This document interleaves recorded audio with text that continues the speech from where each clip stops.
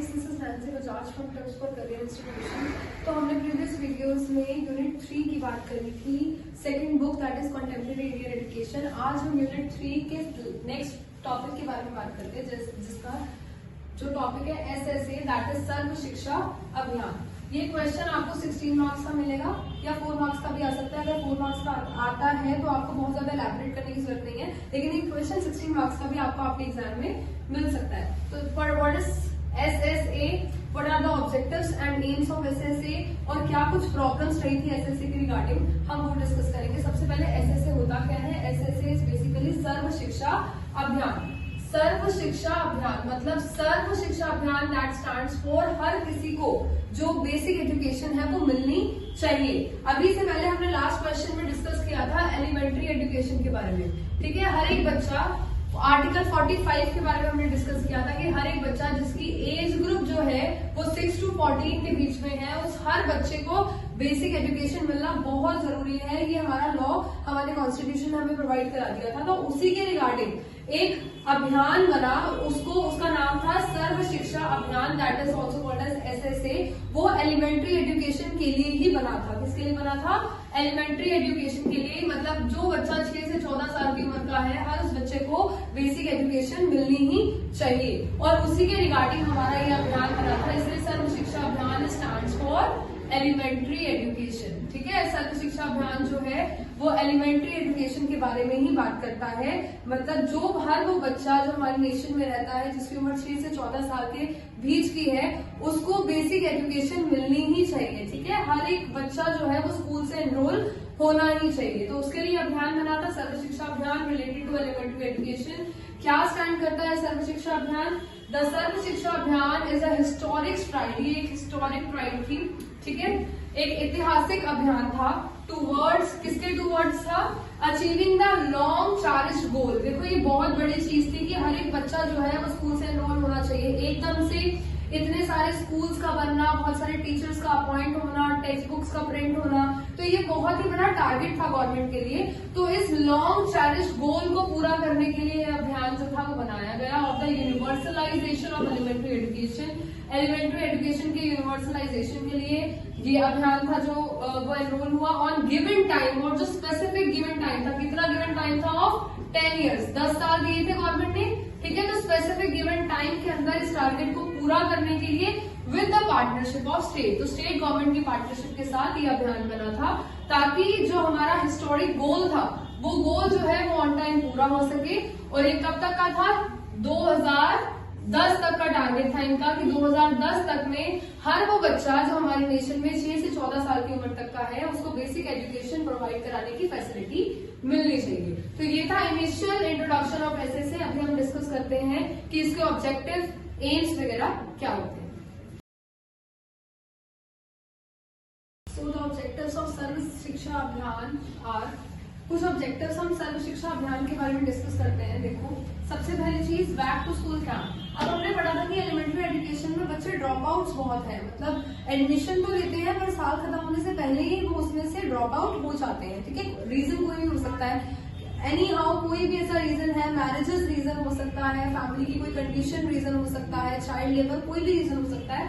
पर बच्चे जो है वो स्कूल से ड्रॉप आउट्स बहुत हो रहे थे, तो उन बच्चों को वापस स्कूल में एडमिशन दिलाना, एनरोल कराना, ठीक है, वो एक बहुत जरूरी काम था जो सर्व शिक्षा अभियान ने किया कि जो बच्चे ड्रॉप आउट्स हो रहे हैं उनको वापस से स्कूल में एडमिट कराया जाए। और हर वो बच्चा जो स्कूल पढ़ रहा है 5 years की जो प्राइमरी एजुकेशन है वो 2007 तक कंप्लीट कर ले, ठीक है ना। प्राइमरी एजुकेशन जो है वो बच्चों की 2007 तक कंप्लीट हो जानी चाहिए। हर वो बच्चे की एलिमेंट्री एजुकेशन 2010 तक कंप्लीट हो जानी चाहिए, ठीक है। और जो जेंडर से रिलेटेड गैप था, ठीक है, जेंडर से रिलेटेड गैप का मतलब क्या है? जो बॉयज थे उसको फैमिली फिर भी पढ़ाना चाह रही है, पर गर्ल्स के लिए रूल्स जो है वो टोटली डिफरेंट है, ठीक है।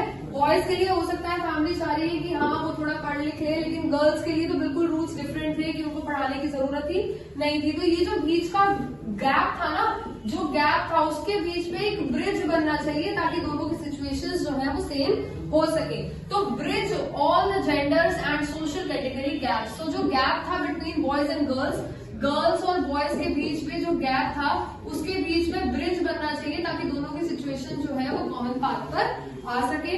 और उसके बाद सेटिस्फैक्टरी और क्वालिटी एजुकेशन प्रोवाइड कराई जानी चाहिए कि भाई एलिमेंट्री एजुकेशन में ही जो बेसिक एजुकेशन है, जो लाइफ स्किल से रिलेटेड है, जो लाइफ के लिए बहुत जरूरी है, उसके लिए सेटिस्फैक्टरी एजुकेशन जो है वो स्कूल्स में प्रोवाइड होनी चाहिए, ताकि बच्चा जो है वो एटलीस्ट बेसिक एजुकेशन जो है वो अच्छे से ग्रैब कर सके।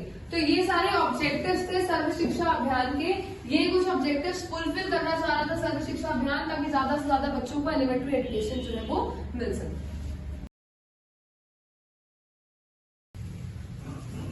तो ये जो हमारा सर्व शिक्षा अभियान था, इसको कंप्लीट करने के लिए गवर्नमेंट और प्राइवेट सेक्टर ने पार्टनरशिप करी।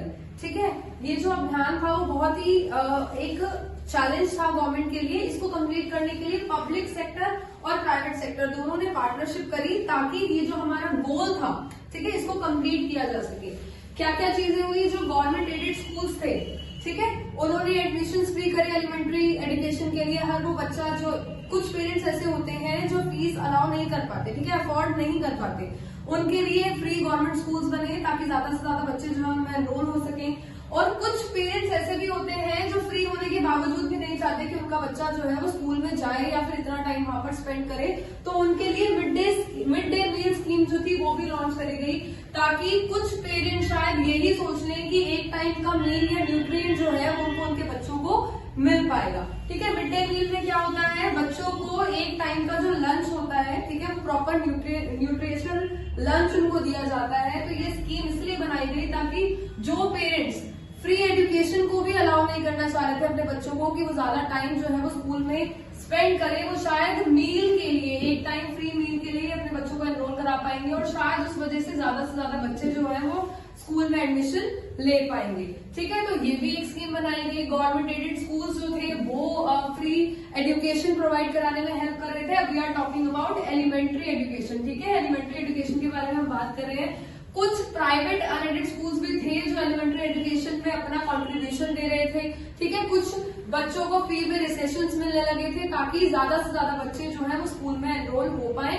और जो गवर्नमेंट का जो गोल था, ठीक है, गोल क्या था हमारा, 6 से 14 ईयर्स के जो बच्चे हैं वो एलिमेंट्री एजुकेशन जो है वो फ्री और कंपल्सरी बेसिस पे एक्वायर कर पाए। तो वो गोल पूरा करने के लिए प्राइवेट और पब्लिक दोनों सेक्टर्स ने अपना कंट्रीब्यूशन दिया, ताकि हमारा जो गोल है एलिमेंट्री एजुकेशन का वो कंप्लीट हो सके। ठीक है, तो ये कुछ हमारे पब्लिक पार्टनरशिप और प्राइवेट पार्टनरशिप के ये कुछ कॉन्ट्रीब्यूशन थे, ताकि सर्व शिक्षा अभियान जो है वो कंप्लीट हो सके।